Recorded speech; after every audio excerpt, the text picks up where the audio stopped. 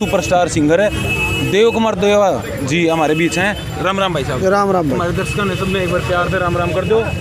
जितने भी दर्शक मुझे लोकवाणी पे देख रहे हैं, हरियाणा लोकवाणी पे, उन सबको नमस्कार, राम राम, आदाब, सत श्री अकाल जी। तो भाई साहब इतनी ठंड है और आप तो सुपरस्टार हो, इतनी ठंड में यहाँ सड़क के ऊपर आके बैठना पड़ गया, ऐसी क्या मुसीबत आ गई?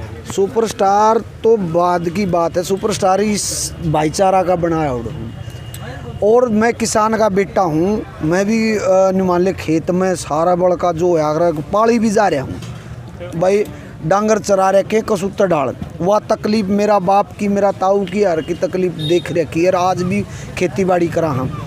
दूसरा मजदूरी करी है, अखबार भी बांटे हैं। उस माहौल को देख कर जब मेरे भाई, मेरा परिवार जब आड़े बैठा है तो मैं भाई सुपरस्टार ही ने दरिया किते रोहतक रात तक दर की एक जगह ताड़ा है।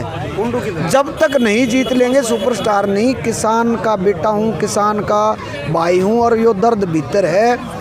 ना तो झूठा प्रचार, ना झूठी बातें, क्योंकि हमारा आपस में भाईचारा बहुत ज़बरदस्त है।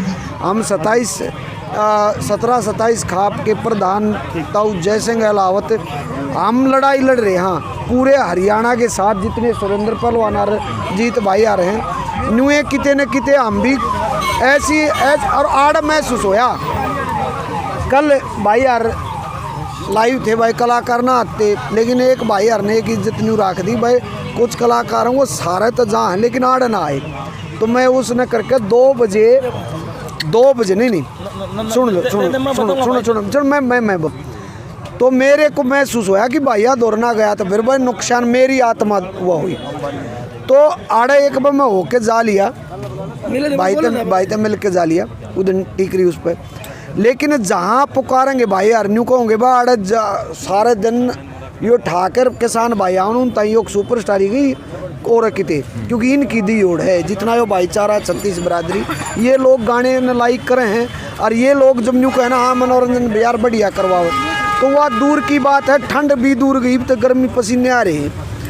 कहने का मतलब ये है कि जब तक नहीं जीतांगे, अध्यादेश वापस नहीं लेगी ये सरकार, तब तक गांव जाकर मेरा काम है 36 बिरादरी को जोड़ना, क्योंकि ये लोग तोड़ने का काम कर रहे हैं। भाई आराड़ा आंदोलन में डांट रहे हैं। मैं 10-15 गाँव का दौरा कर चुका, पोड़िया में बैठ चुका, 50-50 जवान अन्य बिरादरियाँ इकट्ठे करके और बढ़िया तरीका था। मैं भाई यो जो कोट्या माव है ना, यो आपके चैनल के माध्यम से कहूँ, सुन लो 36 बिरादरी के भाई, जो आज कोट्या में 2 रुपये किलो चावल, 2 रुपये किलो गेहूँ और बिराना के मिलने लग रहा है। इस इन पॉलिसियों में कोटा प्रबंधन भी बंद किया जा रहा है, क्योंकि कंपनी राज आने लग रहा है। 73-74 साल की आज़ादी के बाद फिर से जैसे ब्रिटिश कंपनी आई थी, उसी प्रकार मोदी सरकार ने कंपनियों के अधीन ये 40-45 करोड़ का जो सालाना, लाख करोड़ का सालाना का व्यवसाय, जो कि मंझले व्यापारी जो हमारे मंडियों में बैठे हैं, छोटा किसान बड़ा किसान मिलजुल के छोटा व्यापारी इस खेती बाड़ी ने करा था। और 4 ही एजेंसी जिनमें हैफर्ड और 2 राज्य और 2 केंद्र थे, वो ही भंडारण कर सकें थी इस अन्न को। सन 1956 में इस आज़ाद भारत में एक कानून बना था कि MSP के ऊपर जो खरीद होगी उसका भंडारण सरकार करेगी इन 4 एजेंसियों के थ्रू।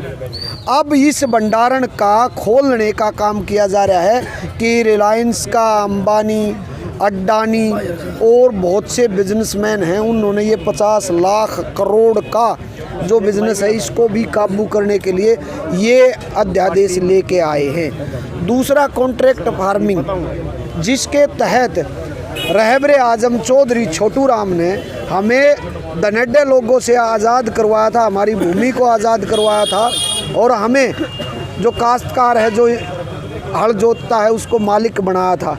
आज इस कॉन्ट्रैक्ट फार्मिंग से फिर एक ऐसा कानून लेके आ रहे हैं कि हम फिर कुछ चंद बड़े बिजनेसमैन जो बड़े लोगों के चुंगल में आ जाएंगे, नीरव मोदी, ललित मोदी और मालिया, ऐसे बहुत से लोग इस देश के धन की चपत ला के विदेशों में बैठे हैं अगर किसी पूरे जैसे रोहतक झज्जर सोनीपत क्षेत्र का एक व्यापारी पूरा अन एक सीजन का खरीद के और उसने दिवालिया दिखा के अमेरिका और कनाडा भाज गया तो मोदी सरकार दे देगी। लिखित रूप में है किसी कहीं पे हमारा एमएसपी बनता वो लिखित रूप में है कि आज तक जो मिल रहा कि कोई लेके आज पीछे की सरकारों में देखा कि अगर किसान का दाना दाना खरीदना पड़ेगा गड़ गया और कुछ हो गया वो भी खरीदा जाता था, लेकिन अगर कंपनी राज में दे दिया तो भूखे मरण का राह हो जाएगा। अब मेरे 100 क्विंटल दाने हो गए तो मैं किसी जिसके दाने नहीं है उसका ही मैं एमएसपी रेट पर बेच सकता हूँ। अगर ये चीज़ें आ गई तो भाइयों छत्तीस बिरादरी के सामने कहता हूँ मैं अपने खान के रख सकूँ सारे कंपनियों को देने पड़ेंगे और फिर औने पौने दामा पे आपके घरों में आप खरीद कर लाओगे उनके बनाए हुए डिपो से और वो आपको 4 गुना ज़्यादा कीमत में मिलेंगे। तो आपसे छत्तीस बिरादरी से प्रार्थना है इस आंदोलन में भाइयों का साथ दो और इस आंदोलन को जीत तक ले जाने का आप छत्तीस बिरादरी जुड़ के काम करें। आपके करोड़ों फॉलोवर हैं सर जी और युवा हैं ज़्यादातर, आप उन युवाओं को अंत में एक संदेश दे दो जी। ओ देश के ऊपर जान झोंक दे जवान ऐसा चाहिए, ओ देश के ऊपर जान झोंक दे जवान ऐसा चाहिए, अरे जज्बा और जज्बात भगत सिंह महान जैसा चाहिए, ओ जज्बा और जज्बात भगत सिंह महान जैसा चाहिए। तो जितने भी नौजवान साथी हैं आपसे प्रार्थना है जज्बा और जज्बात भगत सिंह शहीद आजम सरदार भगत सिंह जैसा बनाना, और आप सबसे प्रार्थना है कि शहीद आजम सरदार भगत सिंह जैसी सोच बना के इस बहरी गूंगी सरकार के दस्तक तो दे दी है, इनकी कड़ियाँ पर वजन तो टेक दिया है।